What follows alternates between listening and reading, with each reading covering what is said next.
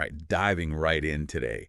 And we're looking at something pretty fascinating, honestly. Yeah, definitely. China's new AI, ChatBIT, Hmm? made for the military. Yep.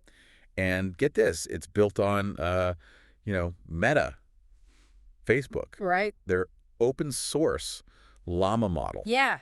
It's pretty wild. It is. We've got a whole bunch of sources for this one. Oh, yeah? Tech reports, analysis from think tanks, Interesting. even some international publications. So we're really trying to get like a global view of this thing. Absolutely. So what we really want to do today is figure out like, okay, what does this mean for AI in general? Yeah, for sure. And then also, what does this mean for global security? Because, I mean, you've got AI. And the military. And the military. This has it has some implications, I think. Oh, absolutely. And I think what we're seeing here is like a real turning point. Okay, yeah. Like China's basically showing everyone that these AI models, they're out there. Anyone can get them. Yeah. But they can be, they can be tweaked and modified. Right. To be used for some like really specific stuff, powerful stuff, military stuff. This isn't theory anymore. So let's get into it. Chatbyte. What can it actually do? So Chatbyte can give you info on military institutions, explain like complex military concepts. Oh, wow. Handle like military-specific questions. You could ask it anything. So almost like a military advisor kind of thing. Yeah. And even more, it can do situational analysis. Okay. Like think troop movements or resource allocation. So real-time strategy stuff. Exactly. Imagine like a commander, right? Yeah. Out in the field, they've got this AI support. That's a game changer. Yeah, that's the kind of potential we're talking about. Wow. And they've even said it performs like 90% as well as GPT-4. Yeah, there's that claim. And we should be clear about this. We don't actually know how they're measuring that. Exactly, right. There's no transparency there. So grain of salt. Yeah, exactly. We have to take it with a grain of salt. But honestly, what's really important is the message it sends. China put resources into this, They adapted open source AI. Yeah. For military use, the 90% thing, who knows, right? Right. But it's part of a bigger picture. Now, this whole thing obviously has made some people unhappy. Yeah. Meta, right? Where Llama came from. Sure. They've basically said, hey, using Llama for military stuff, not okay. Right. Violates their acceptable use policy. But, and here's the big question, can you really control open source tech? Right. Once it's out there, it's out there. It's like the classic open source dilemma, isn't it? It is. You want to encourage people to be innovative. Right. Make things accessible. But on the other hand, someone could take that and misuse it. Yeah.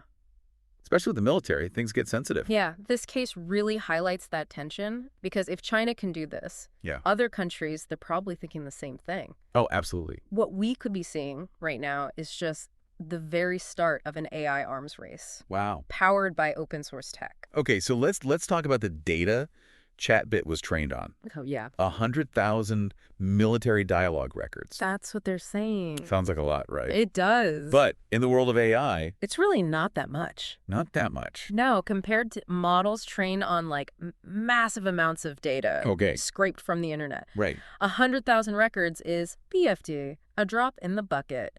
And this raises some questions about what ChatBIT can really do. So how does this limited data actually affect its performance? Like, is it only good for very specific tasks? It's an interesting question. Yeah. On one hand, yeah, maybe ChatBIT's amazing at what it's specifically trained for, but maybe it struggles with anything outside of that. Like, think of a chess master who's never played checkers. Right. They're brilliant at chess. Yeah. But checkers... lost. So it's almost like this specialized training, it's a good thing. For specific military stuff, absolutely. But it also makes it vulnerable. Right, to anything unexpected. Okay, so the takeaway here is we got to be careful about hyping up ChatBIT too much. Absolutely. We don't know everything about it yet. Right. But this is big. It's like a proof of concept, It raises a lot of questions about where open source AI is going and, how it'll affect things globally. And that is a perfect place to pause. We are going to explore those questions in just a moment, so don't go anywhere. This is your deep dive. And we are back, still diving deep. Before the break, we were talking about how that limited data, it really impacts ChatBIT, Right, but it's not just about ChatBIT itself. Okay. Yeah. What this shows us, I think, is a whole new way of thinking about AI and defense. So ChatBIT, less about the actual model and more about what it represents for military AI. Exactly. It proves that they can do it. China. Yeah, they can take tech that's already out there, tweak it. And boom. Strategic advantage. And think about it. They did this with, what do we say? 100,000 records. Yeah, not a lot of data, relatively speaking. So imagine, right? To get more data. Or any country, for that matter. Gets more data, more resources. But it could escalate quickly. Which leads us to, well, kind of a scary thought. An AI arms race. It's a real possibility, and it's all fueled by this open source tech. Yeah, we talked about the dilemma before. Right, innovation's great. Access for everyone, fantastic. But when you add the military to the mix, it gets complicated. Definitely. International security, global power, everything shifts. So how does this play into, the whole U.S.-China thing? It's already tense. Oh, it adds a whole other layer to it. Both countries, right now, they're pouring money into AI. Military AI specifically. Oh, yeah, and ChatBIT. It might just speed things up. We could see some really rapid advancements in military tech because of this. Like what kind of advancements? Well, imagine AI models designed just for intelligence gathering. Okay. Or strategic planning. Maybe even autonomous weapons systems. It's getting into some serious ethical territory. It is, and security concerns are huge, too. So what can we actually do to, stop this from going off the rails?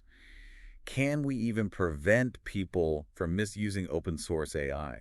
Because what's stopping anyone, from just making their own ChatBIT? It's a valid concern. This whole ChatBIT thing, though, maybe it's the wake-up call we needed. Okay. Maybe now countries will actually get serious about regulating open source AI.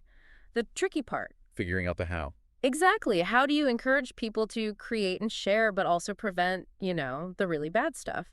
It's finding that balance between open access and, responsibility. And it's not just on governments either. No. It's on the tech companies too, right? Like Meta. Right. They made Llama with good intentions. They wanted to make AI available to everyone. Democratize it. Yeah, but now they're dealing with the consequences. Sometimes things don't go as planned. So basically everyone needs to step up. Developers, policymakers, everyone. We have to think ahead, anticipate the risks. Otherwise, we end up in a situation we didn't see coming. Exactly. Maybe we need clearer rules for open source AI. Okay. Or some kind of international oversight, collaboration even. Now, this is where things get really interesting. We were talking about ChatBIT, specifics. Right. But we need to zoom out, big picture. The whole landscape. AI, global power, ethics, it's all connected. It is. And what it points to is a future where the line between, everyday AI and military AI, it gets blurry. Almost like they merge together. Yeah, and that's where things could get really messy. So what you're saying is powerful AI tools, they won't just be in the hands of governments and big corporations anymore. It's possible. Individuals, small groups, they could have access to that kind of power. And that changes everything. Security, balance of power, how we even define war. It's huge. And that's why we're having this conversation. It's not just hypothetical anymore. It's now. It's real. It's affecting all of us, you included. We've covered a lot of ground here, haven't we? ChatBIT, the open source dilemma, global security. It's a lot to digest. But before we wrap up this deep dive, I want to bring it back to you. What really stands out from all this? Yeah. What are you taking away from our discussion? More importantly, what questions are you left with? Think about that as we head into the last part of this episode. And we're back. Final part of your deep dive, wrapping up this whole ChatBIT thing. Open source AI, it's complicated when the military gets involved. Yeah, we've seen that, haven't we? The implications, they really go way beyond just this one AI model. Right. We talked about China, ChatBIT itself, what it can do, the ethical side of things, open source tech. But I think now's the time to bring it back to you listening. What are your thoughts? I think it's really important. This whole thing, it shows us we need to be talking about this stuff, like really talking, Yeah, like public discussion. Exactly. We can't just leave it to the governments, the tech companies to figure this out. No, absolutely not. We all need to understand what's at stake. The good, the bad, especially when it comes to AI and the military. Yeah, it's easy to get overwhelmed by all of this. AI, military, it's a lot. But we can't just ignore it. Absolutely not. This is happening right now. It's going to affect all of us, one way or another. So what can we do? I mean, besides just being aware. Ask questions. That's huge.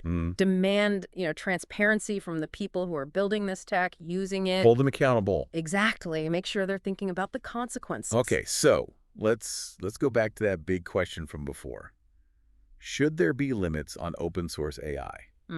especially for military stuff. It's the big one, isn't it? And if so, how do we actually make those limits happen? Right. Can we find a way to let people innovate but also keep things safe? Yeah. Can we have both open access and responsible development? Those are the questions we need to be grappling with. $1,000,000 questions, and we might not have the answers right now.